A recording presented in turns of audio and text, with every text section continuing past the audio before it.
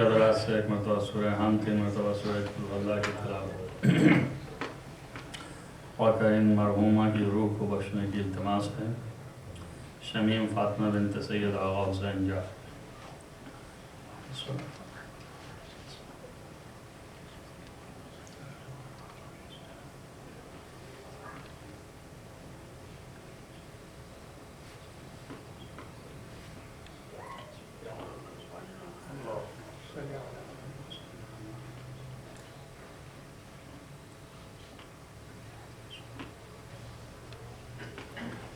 اعوذ باللہ السمیع العلیم من الشیطان اللعین الرجیم۔ بسم اللہ الرحمن الرحیم وبہ نستعین وہو المعین۔ الحمدللہ رب العالمین والعاقبۃ للمتقین والجنۃ للموحدین والنار للملحدین والمنکرین۔ الصلاۃ والسلام علی سید الانبیاء والمرسلین خاتم النبیین مولانا مولا الکونین جد الحسن والحسین عابد القاسم محمد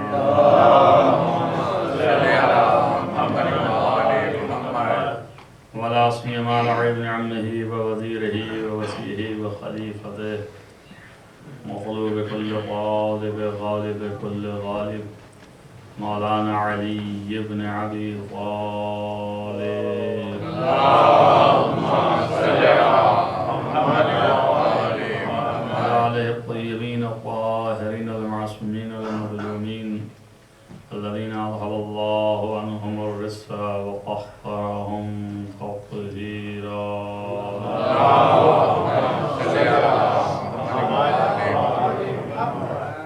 ولعنة الله على أعدائهم أجمعين من يوم هذا إلى قيام يوم الدين.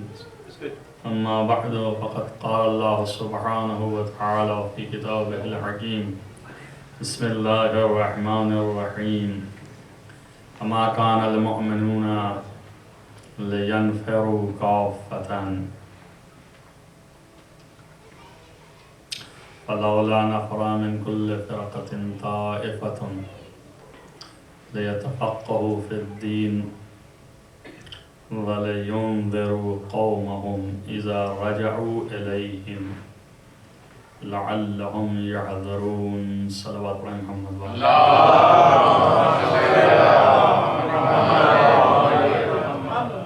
بارے دیگر بلندتر صلوات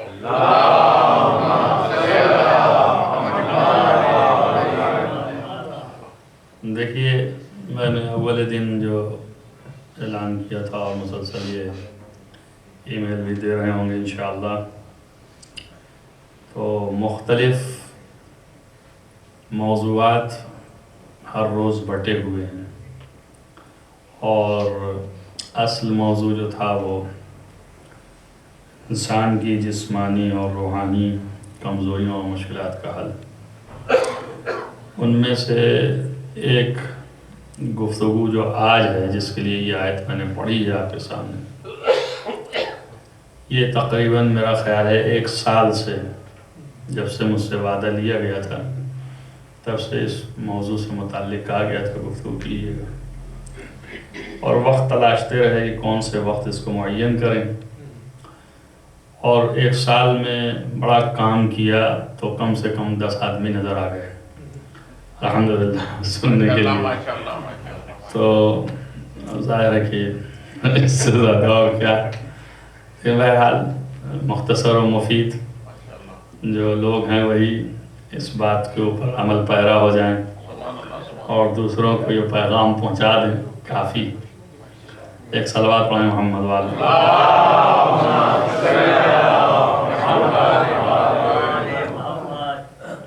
گفتگو جو ہے وہ مسئلہ تقلید ہے، اور اسی سے ریلیٹڈ بات جو ہے شاید آج نہ ہو پائے، آئندہ دنوں میں، وہ ہے مسئلہ ولایت فقیہ۔ یہ جو بہت زیادہ لوگوں کے دماغ میں سوالات ہیں، ان سوالات کو پیش نظر رکھتے ہوئے فی الحال جو گفتگو ہے وہ اجتہاد و تقلید ہے، اور یہ لفظ اجتہاد جو ہے بہت سے لوگوں کے لیے وحشت آمیز ہے. بہت سے لوگ اس کو جو ہے ڈرتے ہیں بولتے ہوئے، اور بہت سے لوگ اچھا بھی نہیں سمجھتے ہیں. عربی میں اس کے بدل میں ایک لفظ اور ہے جو علماء کے لیے استعمال کرتے ہیں، اس کا نام ہے استنباط. یعنی کسی بھی مسئلے کو قرآن اور حدیث کے آئینے میں اس کا حل نکالنے کو استنباط کہتے ہیں، اور اسی کا نام اجتہاد ہے. درحقیقت اجتہاد جو ہے وہ لفظ جہد سے ہے، اور اسی سے مشتق جہاد بھی ہے. اور جہد کے معنی ہے مشقت کے، زحمت کے. جو آدمی مشقت اور زحمت اٹھاتا ہے وہ مجاہد ہے. اور اسی لیے پیغمبر نے ارشاد فرمایا ہے کہ جو اپنے بال بچوں کی کفالت میں صبح سے شام تک زحمت و مشقت اٹھاتا ہے وہ مجاہد فی سبیل اللہ. یعنی گھر اپنے بچوں کے لیے رہا ہے مگر حلال طریقے سے، تو اللہ نے اس کو اپنی راہ میں جہاد شمار کیا.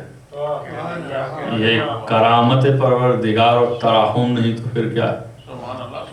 یہ روٹی اپنی آپ بنائیے اور سیدھی کیجئے، پیٹ اپنا آپ جو ہے بھریے، لیکن چونکہ یہ کام کرنے میں آپ نے خداوند متعال کو مد نظر رکھا اور حرام چیزوں سے آپ بچتے رہے اور حرام فعل آپ نے اختیار نہیں کیا، طریق حلال سے آپ یہ رزق اپنے ہاتھوں میں لے آئے، تو گویا آپ نے راہ خدا میں اپنا سارا وقت گزارا. چونکہ راہ خدا میں گزارا اس لیے المجاہد فی سبیل اللہ، اللہ کی راہ میں مجاہدت فرمائیا. بس اس سے ہے اجتہاد، یعنی مشقت اٹھانا کسی مسئلہ شرعی کے حاصل کرنے میں، اور اس قدر مشقت اٹھانا کہ دن بھر حلال روزی کمانے میں جو زحمت لوگ اٹھاتے ہیں کہیں اس سے سینکڑا درجے بالا تر زحمت ایک مسئلہ شرعی کے استنباط و استخراج اور سمجھنے میں وقت ہی نہیں بلکہ اسٹیمنا صرف ہوتا ہے، اور مشقت ہوتی ہے، اس کو زحمت ہوتی ہے اس کو. اور اس زحمت اور مشقت کو اللہ نے اپنے یہاں اس مقام کو بھی جہاد قرار دیا. تو چونکہ مشقت کرتا ہے، زحمت اٹھاتا ہے، ایک مسئلے کے سمجھنے کے لیے ساری قوت علمی اپنی صرف کر دیتا ہے، تو اس کے بعد ایک مسئلے کو وہ سمجھ پاتا ہے اور اس کو استخراج کر پاتا ہے، نکال پاتا ہے استدلال کے ذریعے سے قرآن و حدیث سے کہ یہ حکم خدا ہے. وہ بحث الگ ہے کہ یہ مسئلہ خود واقع میں حقیقتاً مطابق حکم خدا ہے یا نہیں، یہ ایک الگ بحث ہے. اس کے باوجود بھی یہ آپ کی سمجھ سے بڑا بالا ہے، اس لیے میں نہیں چاہ رہا تھا کہ یہ بحث کروں. یہ سب ہو جانے کے بعد آخر میں ایک مشکل ہے کہ ساری زحمت اٹھانے کے بعد معلوم نہیں ہے کہ 100% یہ وہی حکم ہے جو خدا نے ہمارے لیے معین کیا تھا. وہ علم ہوتا ہے، اور یہ علم نہیں ہے، گمان ہے. علم کا دروازہ بند ہے. صاحب علم جو ہے پردہ غیب میں ہے، وہ موجود نہیں. اسی طرح سے رسول اللہ جو تھے صاحب اعجاز تھے، صاحب کرامات تھے، لیکن عادی زندگی روزمرہ کی ایسے تو نہیں تھی کہ جب کسی مسلمان کو ضرورت پڑی کہ کوئی مسئلہ شرعی اس کو آ گیا سامنے کہ ابھی کیا اس کا مسئلہ ہوگا، کیا اس کا حل ہوگا از نظر شارع، یعنی خدا نے کیا حکم دیا ہے، وہ جاننا چاہا تو اس نے وہیں آنکھ بند کی اور ایک مرتبہ رسول اللہ کو یاد کیا، یا رسول اللہ یہ مسئلہ مجھے پڑ گیا، اور رسول اللہ دم سے وہاں پہنچے ہوں اور اس کے بعد مسئلہ بتایا کہ حکم خدائی، اور پھر پلٹ کے مدینے آ گئے ہوں۔ ایسا کوئی مسئلہ نہیں تھا، یہ کوئی طریقہ بھی نہیں تھا۔ عام زندگی میں جب بھی جو جہاں رہ رہا ہے اس کو اگر ضرورت ہے تو ایسا تو نہیں کہ رسول وہاں پہنچ کے اس کو بتاتے رہیں، بہرحال اسے رسول کے پاس جانا پڑے گا۔ یہ نہ معلوم کہاں سے چلا سلسلہ، اور یہ معصومین علیہ السلام کا جو ہے وہ تراحم ہے کہ علم جو ہے وہ دروازے دروازے تک جانے لگا کہ ماشاءاللہ اس کی قدر بھی ختم ہو گئی۔ وَإِلَّا پیاسا کنویں کے پاس جاتا ہے، کنواں کبھی پیاسے کے پاس نہیں آتا ہے، پیاسا دریا کے پاس جاتا ہے۔ ایسا نہیں ہے کہ سمندر جو ہے وہ پھیل کر کے ہر پیاسے کے دروازے پر پہنچتا رہے، جتنا دل چاہے اتنا پانی لے لو پی لو، ایسا نہیں تھا۔ اسی بات کو یہ قرآن کہہ رہا ہے کہ جو لوگوں کے دماغ میں یہ ہے کہ یہی ہم کو کوئی بتا دے، یہی ہم کو کوئی پہنچا دے، جہاں وہ رہ رہا ہے وہیں پر، جہاں موجود ہے بس وہیں اس کو علم حاصل ہو جائے، تو یہ ایک خناس ہے۔ علم جہاں ہے وہاں جانا پڑے گا۔ اسے قرآن کہہ رہا ہے کہ مَا كَانَ الْمُؤْمِنُونَ كَافَّةً۔ ہم یہ بھی نہیں کہہ رہے ہیں کہ سارے کے سارے لوگ جو ہیں دوڑ پڑو اور وہاں جا کے علم حاصل کرو جہاں علم ہے۔ کیوں نہیں کہہ رہے ہیں؟ اس لیے نہیں کہہ رہے ہیں کہ اگر سارے کے سارے لوگ دوڑیں گے اور اس کام کے لیے اور چلے جائیں گے تو پھر زندگی کیسے چلے گی؟ سبھی علم ہی حاصل کرنے لگیں گے، سبھی جا رہے ہیں، سبھی علم حاصل کر رہے ہیں، تو یہ زندگی کیسے رواں دواں ہوگی؟ ابھی تو آپ کو کھانا بھی پکانا ہے، پکانے سے پہلے آٹے کا انتظام کرنا ہے، اور آٹے سے پہلے گندم کا ہونا ضروری ہے، اور گندم ہوئے گا کب؟ جب تک کہ مٹی صحیح آمادہ نہ ہو، اور مٹی صحیح آمادہ کرنے سے بیج کی تلاش ہونی ہے، تو ایک ایک چیز تو کرنا ہے۔ یہ کون کرے گا؟ جب سب چلے جائیں گے علم ہی حاصل کر لیں گے تو یہ کون کرے گا؟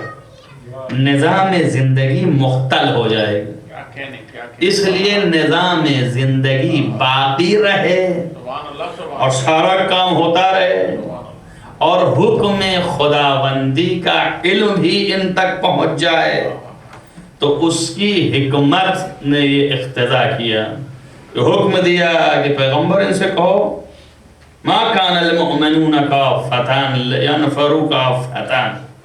تمام مومنین کو نہیں کہا جاتا کہ سارے کے سارے لوگ یہاں سے جہاں جہاں رہے ہیں وہاں سے اٹھیں اور اٹھ کر کے کوچ کر جائیں اور چلیں اور وہاں پہنچیں جہاں علم ہے۔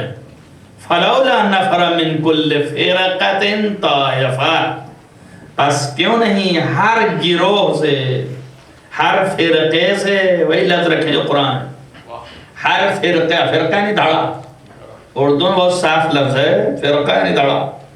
معلوم ہوا کہ ایک گروہ جو ہے اس دیہات میں رہ رہا، ایک دھڑا مومنین کو اس دیہات میں رہ رہا، ایک دھڑا مومنین کو اس دیہات میں رہ رہا ہے۔ رسول اللہ مثلا مدینے میں ہے، ایک گروہ مکے میں ہے، ایک گروہ طائف میں ہے، ایک گروہ جو ہے مدینے کے اطراف و نواحی میں ہے، ایک گروہ جو ہے وہ حجاز سے اور دور افتادہ جگہوں پر ہے۔ اب ان سب تک رسول اللہ تو خود نہیں جاتے تھے نا مدینے سے کہ ایک اعجاز فرمائیں، طی الارض فرمائیں کہ جو کرنا ان کے لیے کوئی مشکل کام نہ تھا، اور ایک شب میں ایسے ہی گئے اور وہاں بتایا پھر پلٹ کے آ گئے اپنی جگہ پر، ایسا نہیں تھا۔ کیوں؟ اس لیے کہ رسول اللہ اس طریقے سے احکام خداوندی کی تعلیم دے سکتے تھے، نہیں دے رہے ہیں۔ کیوں؟ حکمت کیا ہے؟ حکمت یہ ہے کہ یہ ہر شخص تو کام نہیں کر پائے گا، اور رسول اللہ کو اللہ قیامت تک زندہ نہیں رکھنے والا ہے کہ قیامت تک رہیں اور قیامت تک یہی کرتے رہیں۔ تو بہرحال ایسے افراد ہوں گے جن کو طیب لفظ نہیں معلوم ہوگا، جو نہیں جانتے ہوں گے، اور ضرورت جو ہے قیامت تک احکام الہیہ کی معرفت کی ضرورت قیامت تک باقی ہے. چونکہ قیامت تک باقی ہے تو ایسا راستہ اختیار کیا جائے کہ جس سے احکام الہیہ کا علم حاصل ہو سکے. سبحان اللہ. اور وہ راستہ کیا ہے؟ وہ راستہ یہ ہے کہ ہر دھڑے سے، ہر قبیلے سے، ہر دھڑے میں سے، ہر حصے میں سے ایک گروہ، مطلب فرض کیجئے کہ ایک جگہ 50 آدمی رہتے ہیں تو یہاں سے ایک گروہ 5 آدمیوں کا، ایک گروہ 10 آدمیوں کا، وہاں پہ 20 آدمی رہتے ہیں، ایک گروہ 3 آدمیوں کا، گروہ ہو گیا. ہر جگہ سے، ہر دھڑے سے، ہر فرقے سے ایک گروہ کیوں نہیں نکلتا جو مختلف جگہوں کے ہیں، اور نکل کر کے تفقہ فی الدین کیوں نہیں کرتا؟ اجتہاد، استنباط، یہ 2 لفظیں سنائی تھیں آپ کو. تیسری لفظ جو ہے وہ تفقہ یعنی فقہ. روز سنتے ہیں آپ کہ ہمارے یہاں فقہ میں یہ ہے اور فقہ میں وہ ہے. لفظ فقہ کے معنی ہے سمجھنے کے. خود لفظ فکر یعنی سمجھنا. صرف قرآن کے لا یتفقہون، ان کی سمجھ ہی نہیں ہے کم بختوں کی. بتا رہے ہیں کہ اللہ ایک ہے.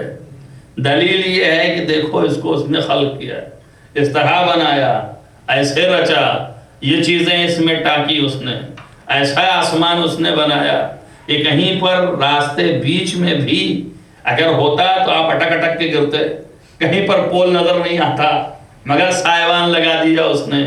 اور کیا بلندی دی آسمان کی، جتنے ہی آپ اوپر اٹھتے چلے جائے اتنے ہی دور یہاں جیسے دکھتا ہے ویسے ہی وہاں سے بھی دکھتا ہے. ابھی بھی آسمان کی ابتدا پا نہ سکے کہ کہاں ہے. پہلے کے لوگ جو ہے فلاسفرز، وہ بیچارے محدود ذہنیت کے تھے.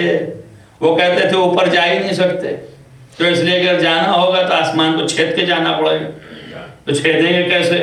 اس لیے بہت سے فلاسفرز جو ہیں مسلمان فلسفی، وہ بھی قائل معراج نہ تھے. اس لیے رسول اللہ چھید کے جاتے تھے کیا اوپر؟ اور پھر وہ 7 طبق، اور پھر یہ وہ. ارے بھائی آسمان سمو سے ہے. سمو کے معنی ہے بلندی کے، اور بلندی یعنی حد نگاہ. جتنے ہی آپ بلند ہوتے جائیے آپ کی حد نگاہ جہاں بھی پہنچے گا وہ اتنا ہی اونچا دکھے گا. تو آسمان کی تو یہ کیفیت ہے. الخلاصہ یہ ہے کہ مگر یہ آسمان جو ہے وہ چھت کی طرح لگا ہوا ہے، کہیں کوئی ستون نہیں ہے. یہ حکمت خداوندی تو ہے. اور اس کے بعد یہ زمین بچھا دی اس نے. کبھی کہیں پر ہے، کبھی کہیں پرانے خیالات ایسے تھے، بعض روایتوں میں بھی یہی ہے اور شاید یہ حقیقی بھی ہو. یہ کہتے ہیں کہ کس طرح سے یہ زمین کھڑی ہے. اسی کو قرآن نے دوسری جگہ کہا ہے کہ والشمس تجری لمستقر لہا. سورج جو ہے اپنی دھری پر ہے، ویسے ہی زمین بھی اپنی دھری پر ہے، اور زمین بھی چرخا کرتی. منتہا یہ کہ اپنی دھری پہ نہیں ناچتی ہے، وہ کھڑی ہے، ویسے جگہ جگہ پہ جاتی رہتی ہے. اب یہ طریقے جو ہیں پرانے تھے، نئے طریقے، نئی ایجادات، نئی باتیں آ گئیں.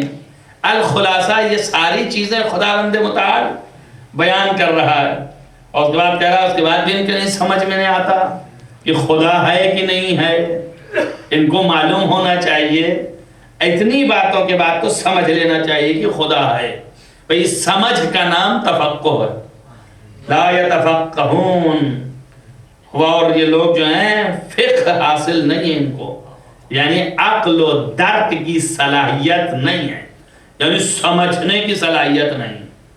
بس یہاں اس آیت میں کہا جا رہا ہے کہ فَلَوْلَا نَفَرَ مِن كُلِّ فِرْقَةٍ مِّنْهُمْ طَائِفَةٌ.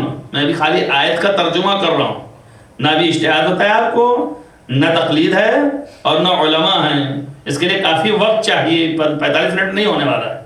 لیکن فی الحال جو ہے وہ آیت کا تو معنی سمجھیں کہ اللہ کہہ کیا رہا ہے. کیوں نہیں ہر دھڑے سے ایک گروہ 2-2 4-4 کا نکل کر کے کیوں نہیں چلتا، کوچ کرتا اپنی جگہ پر سے، کیوں نہیں چلتا ہٹتا اور جائے وہاں جہاں علم مل رہا ہو. لیکن یہ بھی نہیں کہا کیوں نہیں آتا میری طرف.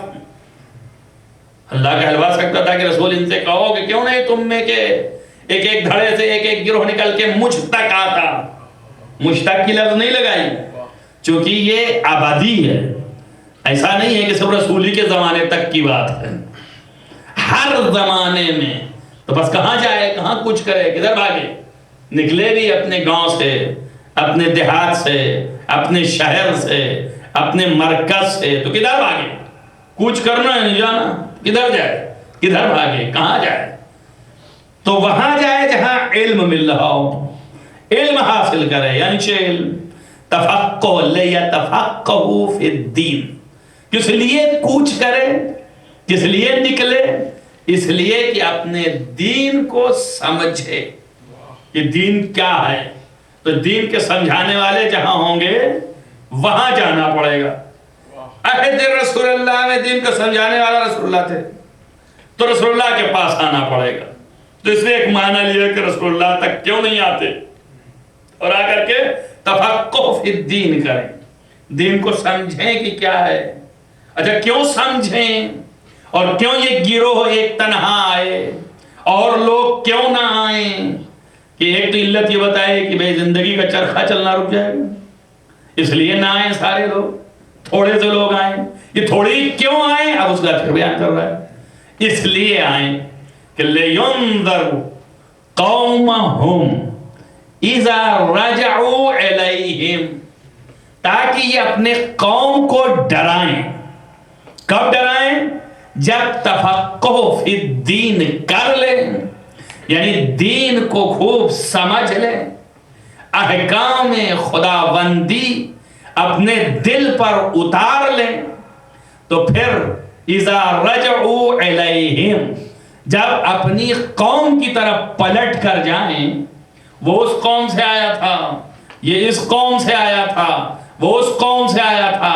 اسلام دین، مسلمان جو ہے مختلف قوموں سے مسلمان ہوئے تھے نا، لہذا کالا جو ہے وہ بھی مسلمان تھا، گورا جو ہے وہ بھی مسلمان ہے، یہاں رنگ و نسل نہیں تھی، اس قبیلے والے بھی تھے، اس قبیلے والے بھی تھے، اس قبیلے والے بھی تھے، طائف کے قبیلے حوازن کے بھی تھے، مکہ کے قریش بھی تھے، مدینے کے انصار بھی تھے۔ تو ہر قبیلے کے لوگ ہیں نا، ہر قسم کے لوگ ہیں نا، تو ان میں سے کچھ لوگ نکل کے آئے پیغمبر کے پاس، اور آنے کے بعد علم حاصل کریں، تفقہ فی الدین کریں، تفقہ فی الدین کریں، اور تفقہ فی الدین کرنے کے بعد اپنی قوم کی طرف جب لوٹیں، اپنے اپنے قبیلے کی طرف جب جائیں، تو اپنے اپنے قبیلے والوں کو ڈرائیں۔ ڈرائیں کاہے کے لیے؟ کہ لعلہم یحذرون، اس لیے ڈرائیں تاکہ یہ پھر پرہیز کریں، پھر یہ گناہ میں مبتلا نہ ہوں۔ ڈرائیں کی لفظ ہے انذار، لیکن معنی کیا ہے؟ ڈرائیں گے کیسے؟ کیا ڈنڈا لے کے کھڑے ہو جائیں گے؟ ڈرانے کا کیا مطلب ہے؟ کس چیز سے ڈرائیں گے؟ کیا کوئی ایسی چیز دے کے جائیں گے وہ دکھا دکھا ڈرائیں گے؟ ڈرانے کے معنی ہیں کہ ایسے موعظے کریں، اس طرح احکام الہی کو بیان کریں کہ یہ قوم خوف خدا پیدا کرے، کہ معصیت پروردگار نہ کرے، اور پھر پرہیز کرے، احتیاط کرے، اور گناہ معصیت پروردگار، نافرمانی پروردگار اور گناہ پروردگار کی اللہ سے معصیت نہ کرے، نافرمانی نہ کرے، اور گناہ نہ کرے، ذنب نہ کرے، اسم نہ کرے۔ اس لیے جو ہے یہ لوگ جائیں اور حاصل کریں۔ یہ لفظی ترجمہ تھا کہ ما کان المؤمنون لینفروا کافۃ، سارے مومنین سارے کے سارے مت جائیں، سب کو نہیں کہا جا رہا ہے۔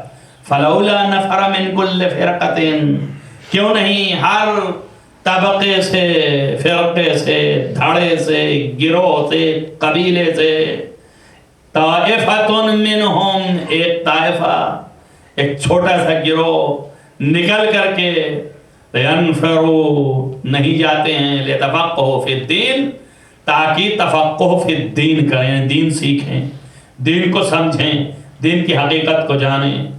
اس کے بعد لینذروا قومہم اذا رجعوا الیہم، اور جب اپنی قوم کی طرف لوٹیں تو ان کو ڈرائیں، اور جب ڈرائیں گے قوم کو تو شاید قوم جو ہے وہ پرہیزگار ہو۔ اس سے کیا ہوتا ہے سمجھ میں آیا؟ قوم کو ہم لاکھ ڈرائیں، جب قوم ہماری بات ماننے کو نہیں تیار ہے تو کہاں سے ڈرے گی؟ وہ کہاں سے پرہیز کرے گی؟ کہاں سے احتیاط کرے گی؟ بس معلوم یہ ہوا کہ جب تک کہ قوم کو ایک فقیہ ڈرائے گا نہیں اس وقت تک وہ احتیاط نہیں کریں گے۔ اور یہ احتیاط اور ڈرانے کے بیچ میں واسطہ ہے قبول کرنا۔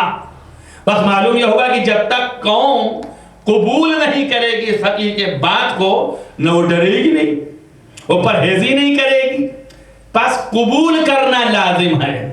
بس یہ بھی روشن کیا قرآن نے کہ اگر فقیہ آپ کے قبیلے کا ہے اور تفقہ فی الدین کر کے آیا ہے تو اس کی بات کا ماننا اس امت پر فرض ہے کہ نہیں ہے؟ قرآن تو کہہ رہا ہے، میں تو نہیں کہہ رہا ہوں نا بھائی، جب تک کہ امت اس کی بات کو نہ مانے گی اس کا ڈرانا نہیں متحقق ہوگا، اس کا پرہیز کرنا نہیں ممکن ہوگا۔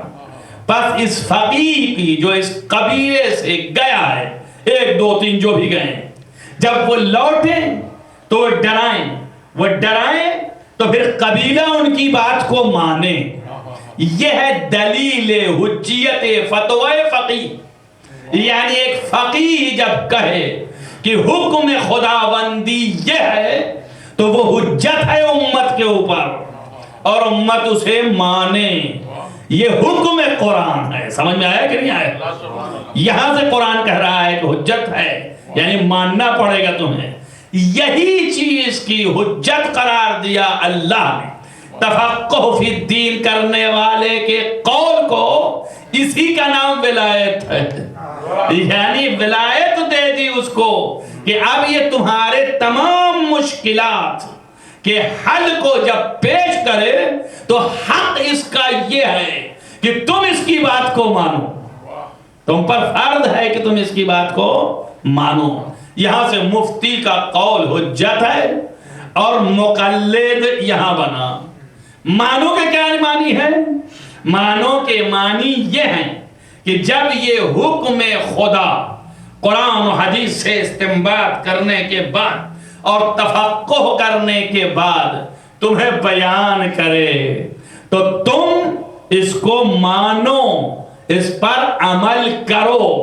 یہ اس کا کہا ہوا نہ سمجھنا آپ تم، بلکہ اس کا کہا ہوا نہیں ہے، یہ کہا ہوا خدا کا ہے، منسوب خدا کی طرف، لہذا تم اس کو مانو۔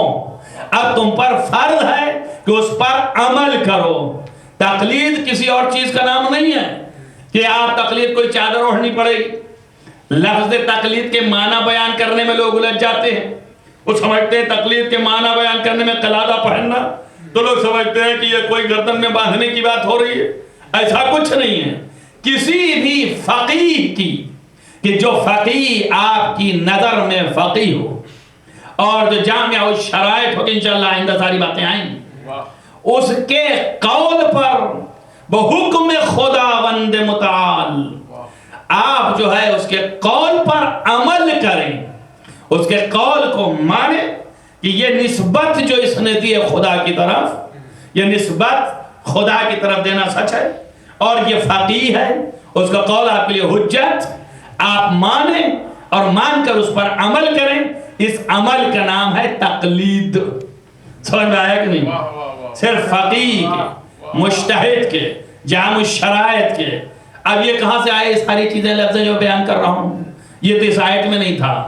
اس آیت میں خارج تو نہیں تھا کہ کیوں نہیں جاتے تفقہ فی الدین کرتے اور پھر اس بعد لوٹ کے قوم کو ڈراتے۔ بھئی قوم اسی وقت سنے گی جب قوم کو اس فقیہ پر اعتبار ہوگا۔ جب تک اعتبار نہیں ہوگا سنے گی نہیں۔ تو اس کے معنی یہ ہے کہ اعتبار کس چیز سے پیدا ہوتا ہے؟ ان کا اعتبار جو پیدا ہوتا ہے وہ یہ ہے کہ جھوٹا نہ ہو۔ اگر آپ کسی کو دیکھیں اور سماج میں لے آئیں سامنے اور کہیں جناب یہ بڑے بہت ہی بزرگ آدمی اور بہت اچھے آدمی ہیں اور 4 ان کے جھوٹ سے واقف ہوں گے تو فوراً منہ بنائیں گے، کیا یار جھوٹے آدمی کی بات کر رہے ہو؟ یہ تو سچا ہے ہی نہیں. پہلی شرط یہ ہے کہ موثق ہو، فقیہ موثق ہو، جھوٹا نہ ہو. اس لیے جھوٹے کوئی اعتبار ہی نہیں ہے، وہ کوئی بھی چیز نسبت دے سکتا ہے خدا کی طرف. لہذا سچا ہونا چاہیے، جھوٹا نہیں ہونا چاہیے. اور اسی لیے پھر اس کے شرائط ہو گئے. جھوٹ کب نہیں بولے گا؟ اس وقت جھوٹ نہ بولے گا جب نفس کی مخالفت کرتا ہو. اس لیے نفس تو کسی وقت بھی کہے گا کہ اس وقت یہ بول دو موقع ہی ہے، اس وقت یہ کر دو موقع یہ ہے، اس وقت یہ فائدہ اٹھا لو موقع یہ ہے. تو یہ نفس کا پابند ہو جائے گا. بس نفس کا جب پابند ہو گیا، نفسانی کیفیت کا وہ بھرپور طریقے سے تابع ہو گیا، تو پھر وہ جو چاہے بول سکتا ہے، جو چاہے کہہ سکتا ہے، جو چاہے حکم دے سکتا ہے. تو ایسے آدمی کا کوئی اعتبار نہیں ہے. اسی لیے معصوم نے فرمایا من کان عالما بزمانے، جو اپنے زمانے میں متفقہ فی الدین ہو، یعنی عالم ہو، سب کے درمیان سب سے زیادہ علم رکھنے والا ہو، اور مخالفاً لہوا، اور اپنی خواہشات اور ہوا کا مخالف ہو، اور مطیعاً لامر مولا، اپنے مولا کے امر کا مطیع ہو. یعنی ایسا نہیں ہے نفس کہہ رہی ہے اس وقت کہ ہم کو جو ہے یہ کام کر لینا چاہیے، حکم خداوندی کہہ رہا ہے اس کو نہیں کرنا چاہیے، اور بجائے اس کے کہ حکم خدا کا پابند ہو اپنے نفس کا پابند ہو. تو اگرچہ وہ عالم ہو اپنے زمانے کا، لیکن اگر مخالف نفس نہیں ہے، ہوا و ہوس کا مخالف نہیں ہے، اور مطیع پروردگار نہیں ہے، تو پھر وہ فقیہ اس قابل نہیں ہے کہ عوام اس کی بات کو سنیں، اس قابل نہیں ہے کہ عوام کے سامنے ہو جا کے انذار کرے، اس قابل نہیں ہے کہ اس کا قول عوام کے سامنے حجت قرار پائے. اس لیے معصوم نے فرمایا کہ من کان عالما بزمانے و مطیعا لامر مولا و مخالفا لہوا، خواہشات نفسانی کی مخالفت کرتا ہو، فللعوام ان یقلدوہ، بس پھر عوام کو چاہیے کہ وہ اس کی تقلید کریں، اس کے حکم کو مانیں. میں نے عرض کیا آپ کے ساتھ جب تک رسول تھے، رسول کے سامنے یہ سارے آتے تھے اور رسول سے علم سیکھ کر کے اپنے وطن کو لوٹ کے جاتے تھے. اپنے وطن کو جب لوٹ کے جائیں تو اپنی قوم کو یہ احکام بتاتے تھے کہ رسول اللہ نے یوں فرمایا تھا، رسول اللہ نے یہ کہا تھا، رسول اللہ کا حکم یہ تھا. تو اب ہمیں ضرورت ہے کہ جب ہم ان کے بارے میں یہ جانتے ہوں گے کہ یہ سچے ہیں، یہ جھوٹے نہیں ہیں، یہ نفس کی خواہشات کے پابند نہیں ہیں، تو پھر ان کے قول پر ہمیں اعتبار پیدا ہوگا کہ ہاں رسول نے یہی کہا تھا. یہ دو شرطیں ہمارے لیے آئی ہیں اس لیے کہ اعتبار پیدا ہو قول کا، اور پھر اس کے بعد ان کا قول حجت ہے، اور پھر ہر عوام پر فرض ہے کہ وہ ان کے قول پر عمل کرے، یہ سمجھتے ہوئے کہ یہ حکم خدا. اسی لیے معصوم علیہ السلام نے فرمایا کہ اما الحوادث الواقعہ، یعنی جو کوئی بھی مسئلہ اور واقعہ حادثہ آپ کی زندگی میں پیدا ہو اور اس میں کوئی حل آپ کو نہ معلوم ہو، تو فرجعوا الی رواة احادیث ہے نا، تو ہمارے راویوں کی طرف تم رجوع کرنا. اور ان راویوں کی طرف رجوع کرنے کا کیا معنی ہے؟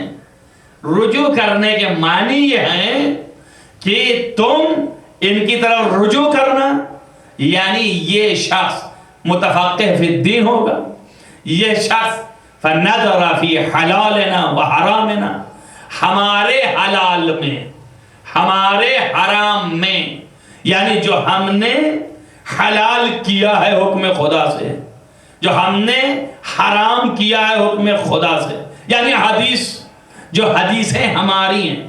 فنظر، یہ فقیہ روات اس میں نظر پیدا کرے گا، یعنی ڈھونڈے گا.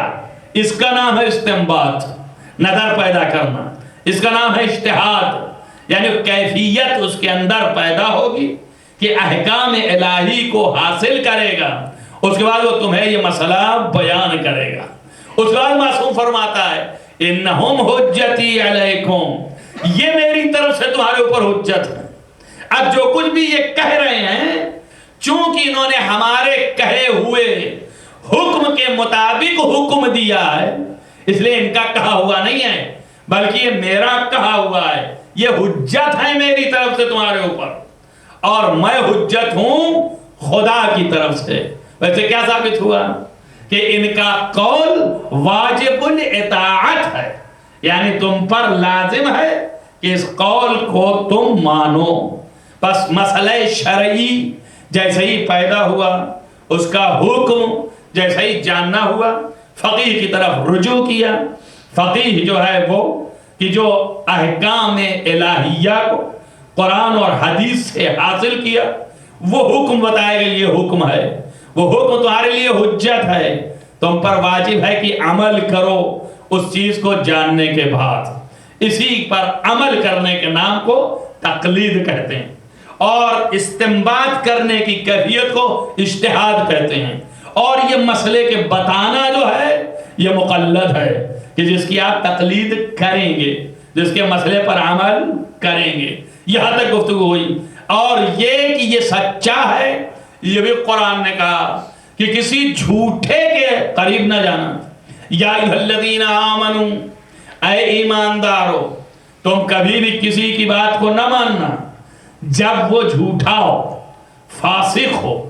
یا ایھا الذین آمنوا ان جاءکم فاسق بنبأ فتبینوا، اے ایماندارو، اگر تمہارے پاس کوئی فاسق خبر لے کے آئے تو اس کی خبر کو تسلیم نہ کر لینا، فتبینوا، بلکہ اس کو چھان بین کرو، دیکھو کہ یہ سچ بول رہا ہے کہ جھوٹ بول رہا ہے۔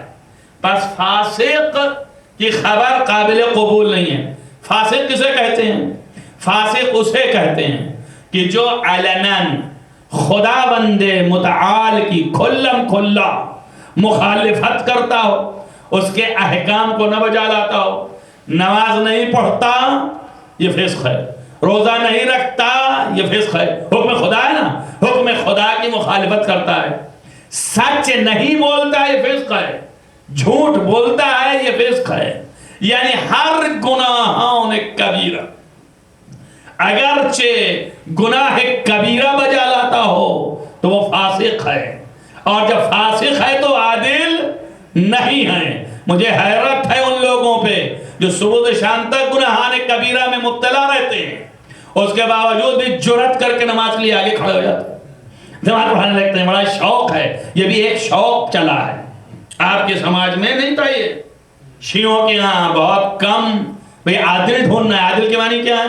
کم ترین، عادل کے معنی تو انصاف کے ہیں، انصاف تو خیر بہت مشکل کام ہے، لیکن کم ترین درجہ اس کا یہ ہے کہ گناہ کبیرہ نہ کرتا اور گناہ صغیرہ پر اصرار نہ کرتا ہوں۔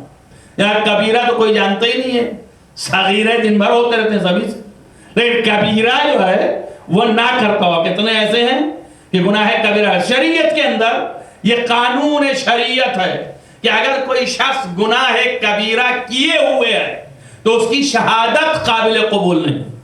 توجہ کر رہے ہیں میری بات پر؟ فرض کیجئے کسی آدمی نے زنا کیا اور زنا کرنے کے بعد شرع کے نزدیک ثابت ہو گیا کہ اس نے زنا کیا ہے، اور حاکم شرع نے، حاکم شرع یہی فقیہ ہے، یہی فقیہ جو ہے یہ حاکم شرع ہے، اسی فقیہ کو ولی فقیہ بھی کہتے ہیں، اسی کو حاکم شرع بھی کہتے ہیں۔ حاکم شرع ہے، مجتہد جامع شرع ہے، اس کے نزدیک یہ ثابت ہو گیا کہ اس نے زنا کیا ہے، حد جاری ہونی چاہیے، حد بھی جاری ہو گئی۔ حد جاری ہونے کے بعد بات تو تمام ہو گئی نا، بھئی یہیں پر جو کچھ تھا ہو گیا معاملہ، گناہ اب عفو خداوندی کی طرف سے ہے، لیکن قانون شریعت یہ بنا کہ ایسے شخص کی گواہی قابل قبول نہیں آبادا، کبھی بھی، کبھی اس نے گناہ کبیرہ کیا تھا، کبھی اس کو حد جاری ہوئی تھی، لیکن چونکہ اس کا فسق حد کے دائرے میں آ گیا، اس لیے وہ شخص بلو توبہ کر لیا ہوگا، بلو اللہ نے معاف کر دیا ہوگا، لیکن حکم شرع یہ ہے کہ شہادت اس کی قابل قبول نہیں ہے، یعنی وہ شہادت نہیں دے سکتا ہے, گواہی کے لیے وہ نہیں لایا جا سکتا ہے. تو آپ سوچیں ایک گواہی چھوٹی سی چیز ہے, اور یہ جو نماز پڑھانے کا مسئلہ ہے یہ بہت بڑی سی چیز ہے. جرات کرنے والے بہت سوچ سمجھ کے جرات کیا کریں. یہ پتہ نہیں کون سی بیماری آئی ہے, یہ پورے امریکہ کے اندر رائج ہے, جس کو دیکھیے وہ پینٹ میں ہاتھ ڈالتا ہے اور سامنے کھڑا ہو جاتا ہے. یہ نہیں دیکھتا ہے کہ ماضی کیا تھا اور ہم کیا تھے. توبہ کیا آپ نے, بے شک کیا ہوگا, لیکن کم سے کم ایک مرتبہ اس سے بھی سوچ لیں کہ یہ مقام بہت بلند ہے, اس میں بہت سے لوگوں کی نمازوں کا مسئلہ ہے. خیر, میرا موضوع یہ نہیں تھا, میں تو صرف آپ کو اشارہ دے رہا ہوں کہ آئندہ آپ دیکھیں تو خود بھی ذرا سا احتیاط کریں, آپ بھی سوچیں اور سوچیں میں مجبور ہوں. لیکن فقیہ جو ہے, جو تفقہ فی الدین کی ہے, یہ بنتا کیسے ہے آج کی دنیا میں؟ اس دنیا میں تو یہ تھا کہ دائرہ تنگ تھا, سارے عرب ہی تھے, عربی زبان تھے, مادری زبان جانتے تھے, پیدائشی زبان تھی ان کے پاس اس وقت تک جب تک پیغمبر تھے, جب تک معصومین علیہ السلام تھے, اور بہت سے علوم یہی زبان عرب سے متعلق موجود نہیں تھے. تو پڑھنے کی ضرورت ہی نہیں تھی, ان کو حاصل کرنے کی ضرورت ہی نہیں تھی. وہ صرف پیدائشی ایک زبان ہے جانتے ہیں, اس کے پیچ و خم سے واقف ہیں. دیکھیے آپ اردو کیسے بولتے ہیں, ہم نے کیا اگر ایک سیکنڈ ہم قواعد کے مطابق چلے تو شاید 4 جملے سے زیادہ نہ بول پاؤں. کیوں؟ اس لیے کہ ایک ایک لفظ دیکھنا ہے, پھر وہی ہو جائے گی اردو کہ میں نے ابھی جانا ہے. سمجھ میں آیا نا؟ پھر یہ اردو جو ہے فصاحت سے گر گئی, بلاغت سے ہٹ گئی.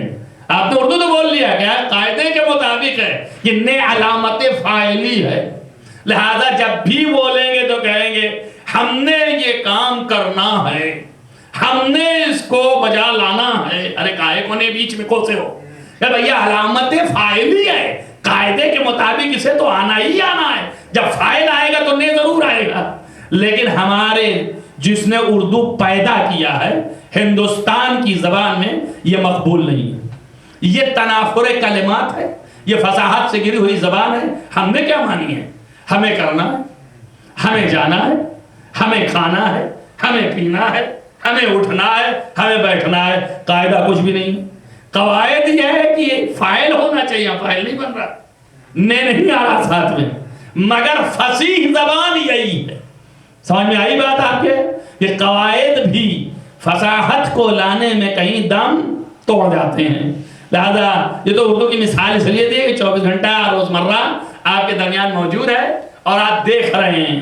ویسے ہی عربی زبان تھی, قواعد معین نہیں تھے, زبان اپنی جگہ پر ہے, سب جانتے تھے, فقط پیغمبر کی بد میں آتے تھے, اور نہیں جانتے قرآن تو نبی بیان کرتے جا رہے ہیں کہ اس کا مطلب یہ ہے, اس کا مطلب یہ ہے, اس کا مفہوم یہ ہے, مراد خداوندی یہ ہے. بھئی لفظ کا معنی سمجھ لینا اور ہے, لیکن اس لفظ سے مقصود کیا ہے؟ میں مثال دوں آپ کو.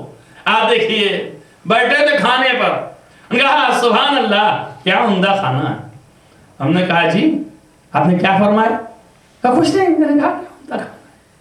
اس کا کیا مطلب ہوا؟ اس میں تعریف ہی تو ہوئی نا, کچھ نہیں, تعریف ہی ہے نا.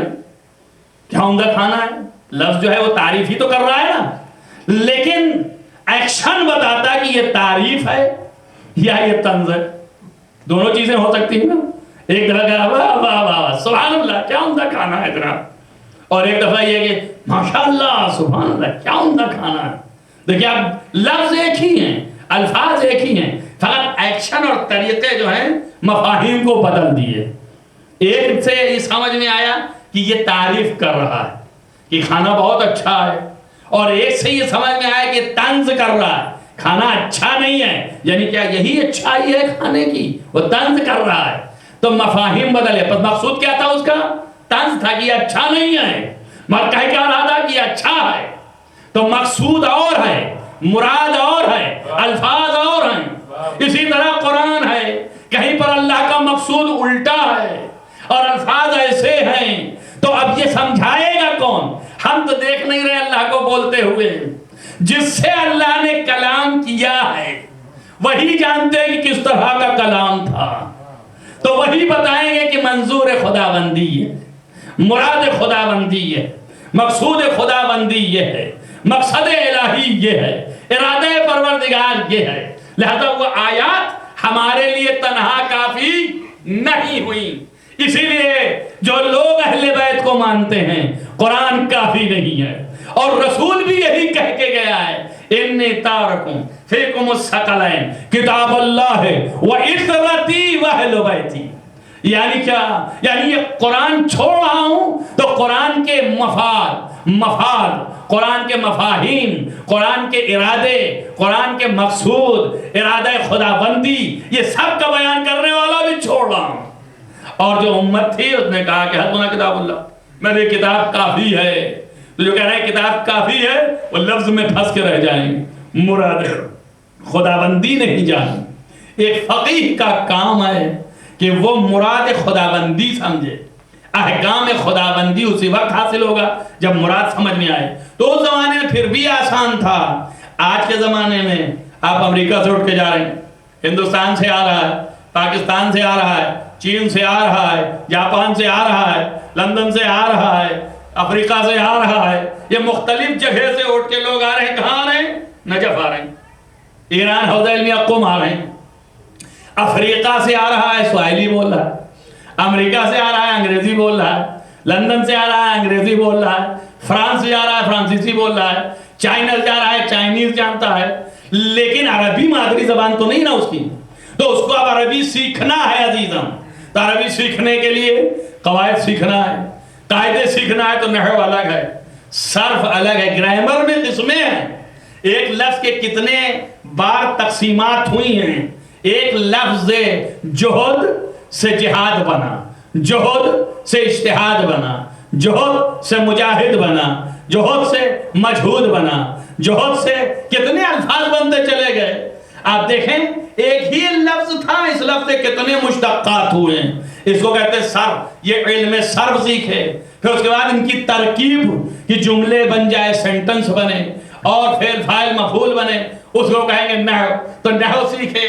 بس اس کے ساتھ فصاحت و بلاغت وہ بھی سیکھنے کے لیے علم بلاغت سیکھے، تب معنی بیان سیکھے، اور اس کے ساتھ ہی ساتھ معنی بیان، علم نحو، علم صرف، یہ سب سیکھنے کے بعد نظم الگ پڑھے، نثر الگ پڑھے، الفاظ کی معنی دیکھے، علم لغت پر حاوی ہو.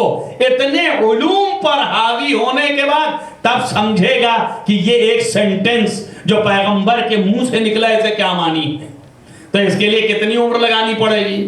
یا ایسا تو نہیں ہے کہ پیدائشی بس دماغ پر ایسے انگلی لگایا اور حاصل ہو گیا. اس کے لیے تو وقت درکار ہے جیسے ہر علم کے لیے. تو ٹائم لگے گا. اب آپ سوچئے جو 6 مہینے میں لوٹ کے امامہ رکھ کے آ جاتے ہیں آپ کے سامنے اور آپ انہیں بھی چومنے کے کھڑے ہو جاتے ہیں، نہیں سمجھتے کہ یہ کون ہیں. بھئی کم سے کم علماء نے اتنی زحمت کر کے اتنے سالوں کے بعد خالص ایک عربی زبان کو سمجھنے کے لیے، کما قو نہیں، یعنی تھوڑا بہت سمجھنے کے لیے بھی کہ کام چل جائے، آگے سلسلہ چلنے لگے، تاکہ دوسری کتابیں اس زبان میں پڑھ سکیں کہ جو علم تفسیر میں لکھی گئیں، جو علم رجال میں ہیں. یہ سارے علم الگ ہیں. ابھی خالص عربی زبان سیکھنے کے لیے مہارت کاملہ نہیں، یعنی اتنے زیادہ نہیں کہ ادیب ہو جائیں، تو اپنے کام چلنے لگے، سینٹنس کو سمجھ سکیں، معنی کو سمجھ سکیں. کم سے کم 5-6 سال لگتے ہیں، تب جا کر کے وہ اس منزل تک پہنچتا ہے. اور پھر اس کے بعد پھر اس کو سیکھنا ہے دوسرے علوم. منطق جاننا ہے، لاجک، فلسفی جاننا ہے، فلسفہ، عرفان جاننا ہے، کہ جس کی اصطلاحیں جاننا کیوں ہے، اس لیے کہ دوسری کتابوں میں یہ الفاظ، اس کی ٹرمنالوجی استعمال کی گئی. جب ٹرمنالوجی استعمال کی گئی ہے تو جب تک کہ لغت سے نہیں حل ہوتا، جب تک کہ آپ اسے نہ پڑھ کے آئیں. تو آپ کو علم تفسیر جاننا ہے، یہ کیا ہوتا ہے علم تفسیر. پھر اس کے ساتھ آپ کو علم درایت جاننا ہے کہ کیا ہوتا ہے علم درایت. پھر اس کے بعد علم رجال جاننا ہے کہ جو انہوں نے روایت بیان کی ہے، انہوں نے ان سے لی، انہوں نے ان سے لی، انہوں نے ان سے لی، انہوں نے ان سے لی، 40 واسطہ ہم سے لے کر کے امام تک ہے. یہ 40 افراد سچے ہیں جھوٹے ہیں، کہاں کے ہیں, کہاں پیدا ہوئے, کہاں مرے, کس طرح کے ہیں, کیا ذات ہے ان کی, کیا دین ہے ان کا, ان کی کیفیت کیا تھی, رہن سہن کا طریقہ کیا تھا, سماج کیسا تھا, اٹھنے بیٹھنے والے کون تھے. اس ہسٹری کو جاننا اور اس پر حاوی ہونا بحیثیت ایک راوی کے, اور کوئی مطلب نہیں ہم کو. کیوں؟ اس لیے کہ یا ایھا الذین آمنو, اے ایماندارو, ان جاءکم فاسق بنبأ, اگر کوئی فاسق ایک خبر لے کے آئے, فتبینوا, تو چھان بین کرنا. یعنی یہ جو خبر سنا رہا ہے کہ رسول اللہ نے یوں فرمایا, ابو ہریرہ اگر کہہ رہا ہے کہ رسول اللہ نے یوں کہا, تو ایسے ہی مان لیں ہم کہ ابو ہریرہ نے کہا, یا ہم چھان بین کریں پتہ نہیں یہ فاسق ہے کہ یہ سچا ہے. اگر سچا ہے تو مانتے, فاسق ہے تو ثابت ہو کہ فاسق ہے کہ نہیں ہے. اچھا ثابت کیسے ہو؟ برادران ایک سوال کر رہے تھے, زبردستی اس کو کھینچ کے لایا ہوں تاکہ سمجھ سکیں. مثال ہے یہ, آپ دیکھیے, میں نے کہا ایک بہت بڑا راوی ہے محمد ابن مسلم, اور اس کے لیے میں نے طے کیا کہ یہ سچا ہے آدمی. کہا دیکھیے ایک کتاب میں لکھا ہوا ہے کہ یہ سچا ہے. یہ جس نے لکھا اس کو پوچھا میں نے کہ بھائی تم نے اس آدمی سے, جس نے لکھا کہ تم نے لکھا کہ آدمی سچا ہے, کیسے لکھا کہ سچا ہے؟ انہوں نے کہا ہم نے اس کتاب میں دیکھا تھا. اس کتاب والے کے پاس پہنچے, بھیا کیسے لکھا تم نے؟ اس نے کہا ہم نے فلاں سے سنا تھا. اس سے پوچھا بھیا آپ کیسے؟ ان کا ہم نے فلاں سے سنا تھا. ان سے پوچھا بھیا آپ کیسے؟ سمجھ رہے ہیں نا. اب یہ لوگ پھر بھی بحث کرتے جا رہے ہیں کہ بھائی آپ اس فرض پر ہم آگے جا کے پوچھ رہے ہیں کہ آپ کیسے, کہ یہ صحیح ہیں, لیکن اگر کہیں یہی ثابت ہو گیا کہ خود ہی فراڈ تھے تو بس بات آگے ختم ہو گئی. اس لیے کہ آگے کی بات سچ ہے ہی نہیں. جب جھوٹا ہی آدمی ہے, آدمی ہی اعتبار سے گر چکا ہے, تو اگلی بات ہی نہیں ہے. لیکن پھر بھی ہم تا آخر تحقیق کرتے جاتے ہیں, اور آخر میں رزلٹ یہ نکلتا ہے کہ یہاں سے لے کے وہاں تک سب نے اگر کہہ دیا کہ یہ بات سچ ہے اور یہ سارے لوگ سچے تھے, تب ثابت ہوئی کہ یہ روایت سچ ہے. اور اگر ان میں کوئی ایک ڈیفیکشن پیدا ہو گیا تو یہ ثابت ہوا کہ یہ روایت سچ نہیں ہے. یعنی کیا مطلب؟ یعنی رسول سے ثابت نہیں ہوئی, یعنی روایت آئی نہیں ہے. یہ گڑھی جا سکتی ہے, ممکن ہے کہ اس کو کسی نے گڑھ لیا, ممکن ہے کسی نے گھسپیٹ کر دیا, ممکن ہے واقعہ کسی اور طریقے کا رہا ہو, اسے کسی اور طریقے سے جمع کر دیا. جب تک کہ اطمینان نہ پیدا ہو جائے, یہ سب کرنے میں, خالی بتانے میں دکھ رہے نا آپ کو, یہ کرنے میں کتنا ٹائم لگے گا. جب یہ سب چیزوں پر حاوی ہو جائے, ایک تو یہ کہ ادبیات عربی سے واقف ہو, اس کے تمام ادبیات کے اوپر کم سے کم اتنی قوت پیدا ہو کہ عربی سمجھ سکے اور پڑھ سکے, اور پھر اس کے بعد علم رجال, علم تفسیر, علم درایت, علم فقہ, اور پھر ان سب کا باپ علم اصول جو نہایت لاجک ہے. اور جب تک لاجک نہ پڑھیں گے یہ سمجھ میں نہ آئے گا. تو لاجک الگ, لاجک کو صحیح استعمال فلسفی ہے, فلسفی الگ. کیوں فلسفی پڑھیں ہم؟ اس لیے کہ ہم کو اعتقاد پر بھی بحث کرنی ہوتی ہے. اعتقاد کے سلسلے میں بھی کہ اللہ ایک ہے, تو یہ لاجک و فلسفی کے علاوہ کوئی اس کا حل نہیں ہے, تو وہاں بھی جانا پڑے گا. الخلاصہ وقت آپ کا زیادہ نہیں لینا چاہتا ہوں, یہ سب کرنے میں کتنا وقت لگے گا آپ اندازہ کریں. علماء نے اس کو کھمیٹ کر کے اور گھسیٹ کر کے اس کو بنایا کہ کم سے کم 12 سال پڑھے تو خالی وہ سمجھ پائے گا سسٹم, اور پھر اس کے بعد کم سے کم 15 سے 20 سال در سے خارج بیٹھے, تب وہ سمجھے گا تحقیقی زبان, اور پھر مسئلے کی ساخت, مسئلے کا نکالنا, یہ کیسے نکلتا اور کیسے نہیں.